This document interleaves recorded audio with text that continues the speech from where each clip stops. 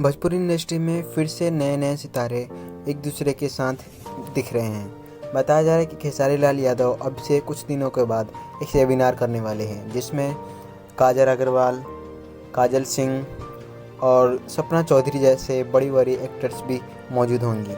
बताया जा रहा है खेसारी लाल यादव काफ़ी ज़्यादा मेहनत कर रही हैं अभी भोजपुरी इंडस्ट्री को बदलने के लिए, और इनका एक नया फिल्म भी आने वाला है जिसका नाम है रंग दे बसंती चोला। उस पर काफ़ी ज़्यादा प्रचार हो रहा है, और आप देख सकते हैं कि किस प्रकार से उसका एडवर्टाइजमेंट किया जा रहा है चारों तरफ। उसे बताया जा रहा है कि रंग दे बसंती चोला जो फिल्म है वो काफ़ी बेहतरीन है, और इसे कई सारे डायरेक्टर 3-4 डायरेक्टरों ने मिलकर डायरेक्ट किया है। और इसमें जो गाना है, इसका जो सॉन्ग है, वो कपिल शर्मा शो के पास भी साथ जा चुका है या जाने वाला है, इसका कंफर्मिंग नहीं है। बताया जा रहा है कि इसमें खेसारी लाल यादव जो एक्टिंग किए हैं, रोल किए हैं, वो बहुत ही धांसू किए हैं, और इसमें एक एक गाने का लिरिक्स यानी कि बहुत मीडियम के साइड में रखा गया है।